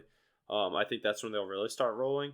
But 5.5 is a lot for the Eagles here. I know they've been playing out of their mind, and everybody's high on them. I don't know if there's going to be an undefeated team after this week, but I do like the over here. I think that Hurts has a lot of weapons, and Kyler can do it all himself. So give me the points this week. I want to see touchdowns from both sides in the Bird game. Not too sure. I'm leaning Eagles. That defense is good, but I like the over here. It's my play. I'm on the opposite side of you guys here. I think the Eagles get it done here. I have no confidence in Kyler Murray anymore. I mean, he comes down the second half here. He's a different second half player, but you're not going to be able to do that against this Eagles team. Their defense is one of the best in the league this year. I mean, Jalen Hurts looks like one of the best quarterbacks in the league right now. They got A.J. Brown, Devontae Smith all playing out of their mind. You got Dallas Goedert getting in the end zone. I just think this team has so much going for them, and this Cardinals team is so inconsistent and not what they wanted to be, and I just don't like Kyler Murray anymore. I can't bet on him. And I mean, what'd you say? The Cardinals are 0-7 in their last home games? That's a ridiculous stat. It's supposed to be home field advantage, but that's a terrible stat. That is ridiculous, in my opinion. But I think the Eagles cover here. I think they win by 10 plus points. I really like this Eagles team. I think they're no joke. I think that Kyler will stick around and get his, though. I know that they have the defense, but Kyler likes to chalk. But yeah, I don't think they're going to start really hitting their stride until D-Hop comes back. He's their difference maker on offense. Week 6 or 8? 6. He That's comes so back 7. in 7. He's suspended for 6. Because they have a... Okay, I got you. I was gonna say the Eagles haven't really played anybody good this season so far. This is their really first true test against a Vikings are good. No, Are they're they? like an prime elite time game. Yeah, it's an elite quarterback. Like if you look at the quarterbacks, they played Goff, Cousins, Wentz, and then last week Lawrence. So like none of those 4 Prime time Cousins. Let's Yeah. add that in there. Yeah, like none of the 4 they've played have been good. Like Kyler's probably the first good quarterback they're playing this year. I'm not saying the Eagles aren't good, but it's just like they've not played the competition that would make you think that they're that good. I kind of like the Cardinals money line here, to be honest. I saw a thing last year. Anytime anybody appeared on the Peyton and Eli Monday Night Football telecast, they happened to lose the following week. And this week, Jalen Hurts appeared on the telecast. I like it. I'm going to ride the Cardinals money line here. Mac, yeah, I think like he breaks it. that I love streak, that don't trend. you? Kyler Murray's my boy, though. I like the over. It's a tough game. Ace, you're the only one. But yeah. I mean, Mackie, you like the Eagles, but you're fading your boy. I thought he was your guy. What was I gonna say? Abik, you still think the Eagles have yet to prove it though with the competition they've had? You think that the Correct. Arizona Cardinals are a true test to that? Yes, if you really look at the quality of the teams they've played, like I said, the Lions, the Vikings, the Commanders, the Jaguars, like those 4, maybe except the Vikings, 3 out of those 4 teams are not going to be in the playoffs at the end of the year. So the Cardinals are like the first real test they got. Like Kyler Murray's hands down better than the 4 quarterbacks they've played this year. And plus he adds the added element of running. So Didn't you say that the Jaguars are going to make the playoffs though and win that division? I think you sent me the line for it already this week. No, they're plus 60 to win the AFC South now. Yeah, who do you got winning the AFC South then? I'm still taking the Colts or the Titans on that one. I said the Colts, but I know a few guys on this podcast like the Jaguars. If you look at the Eagles' schedule for the rest of the season, they don't really play that many good quarterbacks. I looked at their schedule today. Their toughest quarterbacks, I think, is Kyler, Aaron Rodgers, and Dak for their second game against the Eagles. So I think he might be back next week, but if not, the second game in December, that's like it's literally 3 good quarterbacks the rest of the way. Remember the year the Steelers? Remember the year the Steelers started 11-0 and everyone was crying about how easy their schedule was? That's exactly the Eagles this year. Reeks of that. That's a great point, Huff. That's a great point, Huff. Yeah, our schedule, our division's way harder. Yeah, I agree with you for sure. And our last 4 o'clock game that we get to roll into is the Dallas Cowboys at the Los Angeles Rams. The Rams are our favorite in this matchup at 5.5 points as well. Their money line at minus 240 and the over-under at 43.5. Some trends for this one are the underdog has won the past 2 meetings between these clubs. The Cowboys have won 3 of the past 4 as the road dogs, and the Cowboys are just 3-8 straight up in their past 11 games versus NFC West opponents. Yeah, I will for sure be having Rams money line in one of my parlays this week, one of my money line ones, but I think that minus 240 is definitely worth it. I don't see a situation where they lose this game at home. But I do like them with the spread too. I like them. I'd like to get it a little. I don't know, the 5.5, like you said, the backup quarterback for the Cowboys and Cooper Rush. I like them at home here to cover the 6. That line has moved so much in the last 3 days. I think Monday night before the game started, I think it was 7 or 8, and then this morning it was 4, and now it's back to 5.5. So you know what's weird is the Rams you guys are defense so gets the high job on. done. You guys are so high on stats, and that stat about what's his name, Cooper Rush, right? Being 3, was he 3 or 4-0 now as a starter in his career? That's scary to bet against. Yeah, and the Rams have looked terrible, and that Cowboys defense has been playing good. So I can't see a lot of points coming off the board. I mean, I'm gonna take a Cup touchdown and receiving props. That guy gets like 30 passes a game. But the Cowboys defense, like you alluded to earlier, he beat the Cincinnati Bengals. They beat the Cincinnati Bengals with their defense. They have a good kicker who can. Brett Maher can kick points through all day long. Rush will do just enough to keep the game close. And it's really if Matt Stafford can get rolling and figure out something. If you have Diggs with some help, blanket on Cup, I know he's not going to shut him down or anything, but that's not a terrible matchup. And then you have Micah Parsons who's going to be getting after all day. And that run offense for the Rams has been non-existent. They have no secondary targets. I know Higbee's there, but yeah, I don't know. This is a tough spot. I'm probably going to be looking props. When I was seeing on Monday, that Rams offense is a mess. Honestly, from what I observed on Monday, no one outside of Kupp and Higbee are producing. Like Stafford locks in on Kupp 99% of the time, and granted, yeah, it's stat padding, but it's just like the other guys got to step up. Like, you know what I'm saying? It's just like they can't run. Their offensive line sucks. They got injuries all across the board. And the Allen Robinson's a waste of a signing, in my opinion, this year, so far through a month. They were better off just keeping Woods. Ben Skoranek? Yeah, Ben Skoranek is better than Robinson through a month. Who's even the lead rusher? They always talk about how Sean McVay is this offensive mastermind. And ever since he lost his offensive coordinator, they're pretty stagnant. They don't even get their running. Yeah, no, they don't. They don't run at all. I mean, like I said, the Rams wasted money signing Robinson. They should have just kept Woods. They're What's missing the line OBJ. on this game for the total? What, over under? Yeah. This one is 43. Yeah, I like the under here a lot. Yeah, no. Quarterback, stagnant offense, 2 good defenses, playoff hopes for both teams. Yeah, I like the under. Like Huff said, I think the Rams win. I'm not rushing to throw that on any of my plays, but yeah, it'll be an interesting game to watch. Yeah, no, I feel like the Rams. Beat, though. We need Odell back in that locker. Yeah, no, the Rams defense should carry the load here, I think, against Cooper Rush, but the Rams have a lot of problems on offense, in my opinion. Yeah, you want to talk a get-right game? This is a get-right game for the Rams. Correct. I agree. The defense. You don't believe in the Cowboys' defense? I feel like the Cowboys' defense can keep it close, but it's the competition. It's who they're playing. It'll be a close game going into the fourth. I'll say like 21, 14, and then the Rams break it open in the fourth, I think. Yeah, Rams score a touchdown to make it a 2-point lead. Or a 2-possession lead. I do think the Rams win, but I'm taking the unders, my favorite play. Let's get into this Sunday night game. This one's a good one. I like this one. Yes, sir. I'm very excited for this Sunday night game. We got the Cincinnati Bengals at the Baltimore Ravens. The Ravens are favored in this one at -3. Their money line at -178. The Bengals money line sitting at +150, and the over/under sitting at 48.5. Some trends I got for this one are that the under is 11-2 in Cincinnati's last 13 games. The Bengals are 11-2 against the spread in their last 13 conference games and 10-2 against the spread in their last 12 games overall.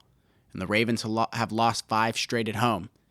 Just based on that, I am all over the Bengals here. I love them +3.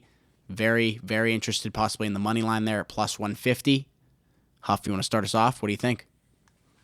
Yeah, I'm actually right there with you. I'm leaning Bengals. I like them to win this game outright, divisional game. I always say give, don't take, and I'll take them. I like the +3 a little more than the money line, but seeing that +150 juicy money line in a divisional matchup, I think everything's all go for the Bengals. I think they've looked good over the past couple weeks as they've gotten back on track.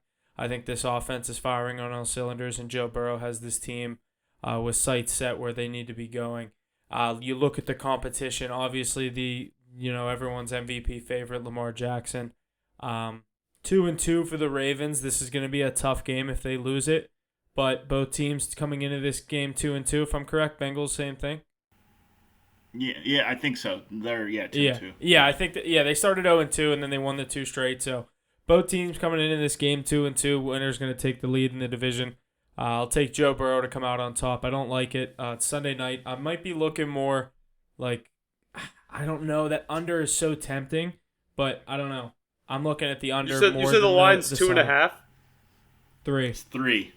Yeah, big Say trust. Give me that -3. They should have won the last 2 games they played, and they should be 4-0. The Bengals didn't even look that surprising last week against the Dolphins, like without Tua too. They were at home and they didn't even surprise me much. They had T. Higgins go off. I mean, Jamar Chase was neutralized. Joe Mixon, he runs into the back of people, ends up with 60 yards and a touchdown. But the Bengals playing at the Ravens at the bank, I like the Ravens -3, and I'm gonna take that on my card for sure. And I like Lamar Jackson running in the prime time. You're gonna see that all over your TV as they cut the commercial. Maybe even look at his touchdown. Give me the Ravens, best team in that division. Well, I'm gonna take the Bengals here. Honestly, the Bengals are getting right back on track after we had written them off after 2 weeks. Joe Burrow looked good last week against the Dolphins. Last year he owned the Ravens both meetings. Jamar made Marlon his bitch both games. You can't compare last year's Ravens team to now at all, though. I mean, it's mostly the same. At least the first half of the last year. They were all injured. No. They played the Bengals the first half. Their first game of last season was in the first half of the year. So I'm saying, obviously, run game. The Ravens had the injuries at the end of last year, but I like the Bengals here though. I like the Ravens a lot. I'm taking that -3 on my card. But I know Mackey's not here for this, but I know what he would say. I am not betting the Ravens again this year. We've all been high on them, and they've burnt him a few times. Yeah, and I hate to go against a trend here. I'm not necessarily leaning this, but I said I like the under. This could definitely be one of those primetime games that go over. I agree. Lamar and Joey. Yeah, we saw it last week. You can't always ride with the trend. I mean, that Bucs Chiefs game, like, come on. This is a whole different animal. It's like last week. It's not 2 shitty teams like the Niners and the Broncos. Not that they're bad. They're both playoff contenders, but 2 weak offenses going against each other. This is 2 high-flying teams, The Ravens defense does look weak, so I would look at Joey B over on passing yards this week, I'd say. I like I Mark wouldn't hate Andrews that. and Lamar to have big days. And did you see last week, at least the first half, J.K. Dobbins playing? You know what might be a decent bet too is maybe Ravens first half spread because they show that they're the most prolific team in the league in the first half, and then they settle down in the second half, Yeah, no, I could see that. This is a game that would be like a toss-up I wouldn't touch, but my mind says Bengals. But you're touching this one. Everybody loves the Sunday night picks. That's what they hit the Bucs Twitter for. Sunday night around like 7:30, I could probably switch over to the Ravens money line, but right now my mind says Bengals money line. Yeah, I know I'll be taking Ravens -3, but wait for Sunday for all of our official picks. We'll dedicate time to the primetime games for sure. You're right, Ace. We always do. Picks incoming as always. So let's move forward to our Monday night primetime game. We got the Las Vegas Raiders at the Kansas City Chiefs.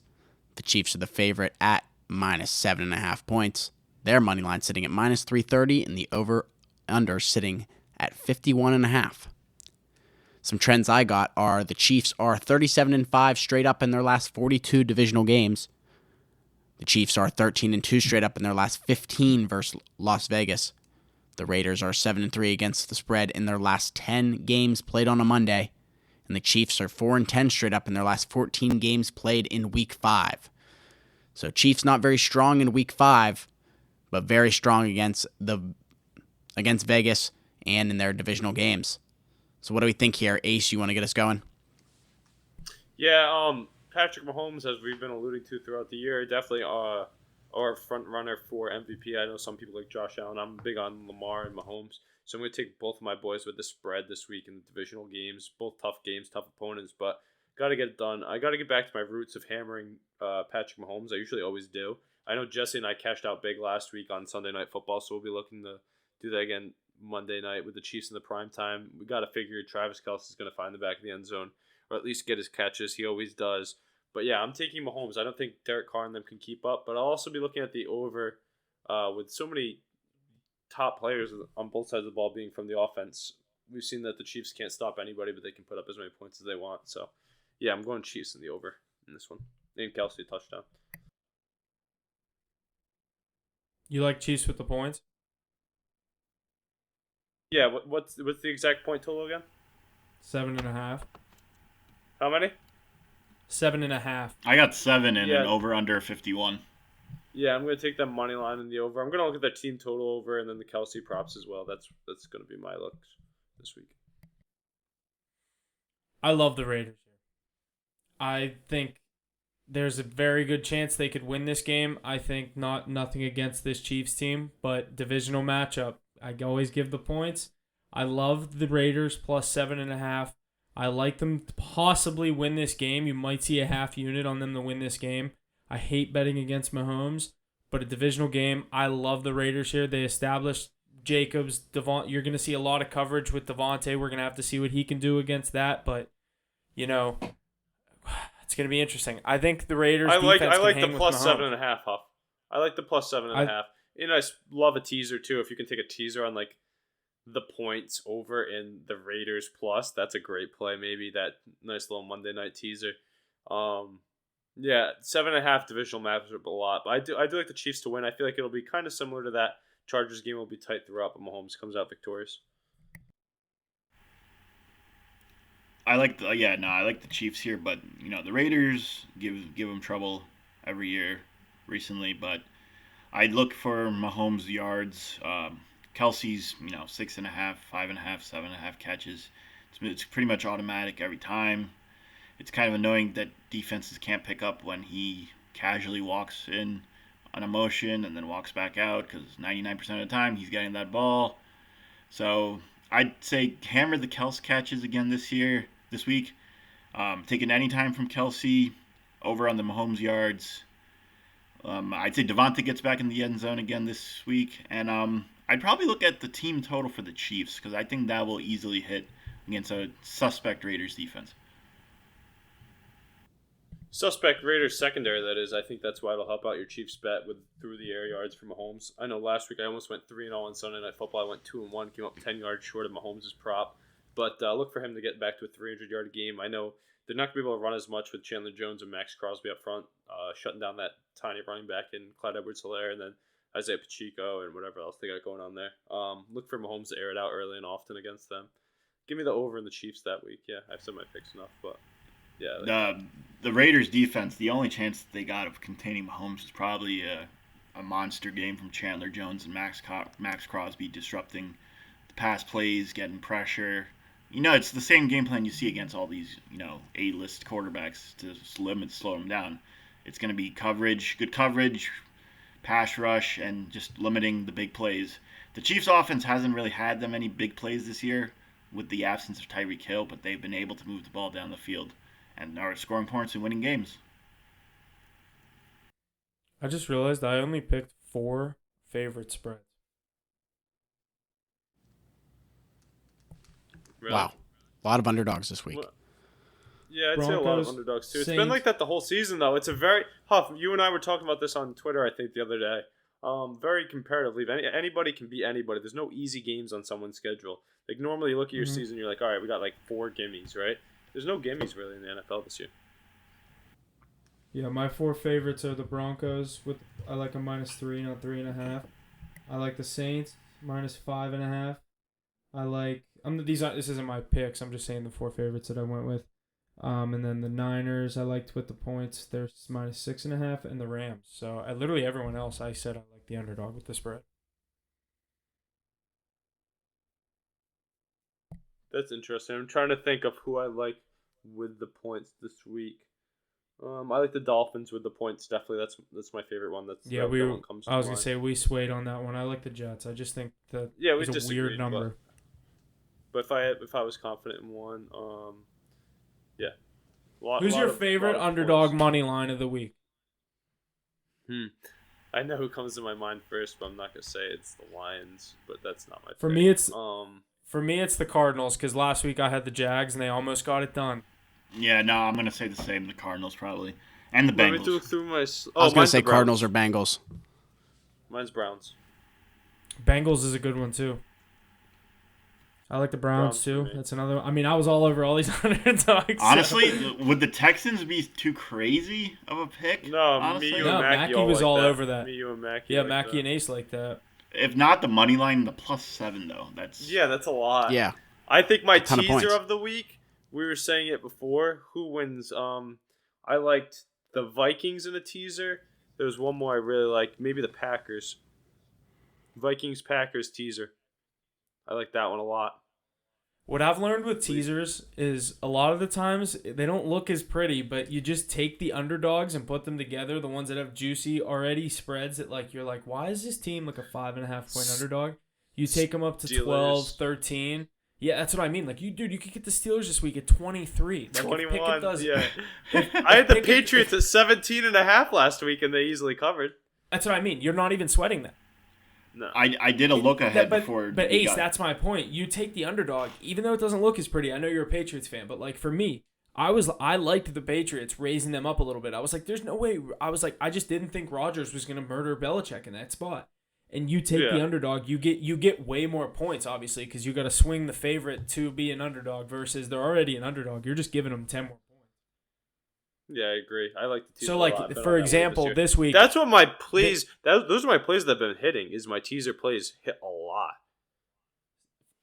For example, like this week, if I'm going to tease that Falcons-Bucs game, I'm not going to take the Bucs from -9 to money line. I'm going to take the Falcons to like +18, +20. Mm-hmm. I agree. Yeah. It's so hard to win by 20. And this is not the same dominant Bucs team from the last few years. You know, that's not a game I'd touch with that though, because if there's a team that can come out, it's pretty. But there's other ones that I like. But that's what I'm saying. That's just a big spread. Steelers, Bucks, you know what I mean? All these big spreads, it's way better. It's way more value, in my opinion at least, to do the underdog and get them at like, dude, if you can get some of these underdogs at 14.5, it's so hard to win by 14 in the NFL.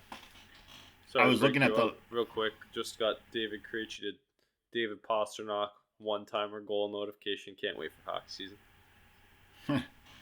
I forgot he's back in Boston. Get a little hockey talk in here. Yeah, I am fucking hype. That's right around the corner. That's next week. Next week. It's Friday. Yeah, Huff, both of our teams are like in their last run type of thing. Yeah. With that core. The Penguins have literally dubbed this the Last Dance. Like I've seen it on their social media. The Bruins have too. They brought in Krejci and Bergeron on one. Yeah, they brought everyone back. Yeah. It's gonna be a wild Winter Classic. I cannot wait for that game. Yeah, that's sick. I'm gonna have to look at tickets for that. I know I have that day off, so I'll be in town. That definitely would be something sick to look at. You guys are going to the game this weekend, right? You got tough matchup for your boys, but definitely Bills Mafia is something fun. Y'all looking forward to hearing the stories next week on the pod about that. I was gonna say that's the reason we picked this game. And I want to see what Bills Mafia and that is song that you're gonna be hearing that song a lot on Sunday. Yeah. Let's go Buffalo. Let's go. It's gonna be a good weekend. Let's go Mountaineers. I'm just hoping. Like I said, I'm probably gonna bet the over. I want to see Pickett put up a fight, but I think Josh Allen's definitely gonna get his. Dude, we went to Buffalo last year and won. I mean, Buffalo could score almost 3/4 of what the over is. You would just need Pittsburgh to score maybe 10 points to get cash that over. Honestly. Yeah, I like the Minka over there. pick That's 6. a good play. Minka. All right. All right, I think that's going to wrap up everything we got this week. Week 5 of the NFL in motion starting tomorrow here Thursday. Abik, now friend of the show, thanks for coming on. We're very happy to have you anytime. Yeah, thank you guys for having me. I had a fun time talking football with you guys. Absolutely. Anytime. Definitely going to have you back on very soon. Definitely. Like I said before, keep interacting with our posts, and who knows, maybe you could be next as a guest on our pod. For sure. Jesse, remember last year when we had guests on, we gave him a card? We'll give you a card this week if you send us your pick. All right. Yeah, absolutely. I haven't looked yet, but I'll send Alex what I like. Yeah, that's perfect. Yeah, and that's going to do it for us here. Week 5 of the NFL season. We have, like we said, Wild Card weekend this weekend with the MLB. A lot of stuff going on in the sports world. We're going to sign off here. We'll see you guys next week to recap Week 5 and get into some Week 6 and some NHL next week as we look ahead. But stay tuned to the social medias, the Instagram, TikTok, Twitter, the usual. Show us some love everywhere. Make sure you're subscribed wherever you're listening. Give us a like, follow. Make sure you're leaving a review, rate 5 stars. Do whatever you got to do to help us grow. We appreciate all the love. It's going to do it for me. Ace, I'll hand things back off to you. Yeah, first off, I'd like to say thanks for you boys for letting my buddy Abik come on. Abik, thanks for clearing your schedule. I know you got a busy one. Thanks for clearing your schedule. Get some time to hop on the pod and talk some football. You definitely know your stuff and bring some good insights, so we'll be having you back. Yeah, nothing else like Huff said. Check out our socials. We're always posting stuff, trying to see what people think of our plays, what they want. We're always listening to insights. So, yeah, we'll have some stats out and some picks out this week. Ready to go, ready to roll. Week 5, let's go, boys. You boys said it best. Nothing else from me. Thanks to our listeners each and every week. That's all I got. Thanks for coming. And that's going to do it for us this week on Hit the Books podcast. Thank you for all the support week in and week out. Please be sure to share and check out our various social media platforms and check out our website. All the info is located in our link tree in the description below. And always remember to hit the books.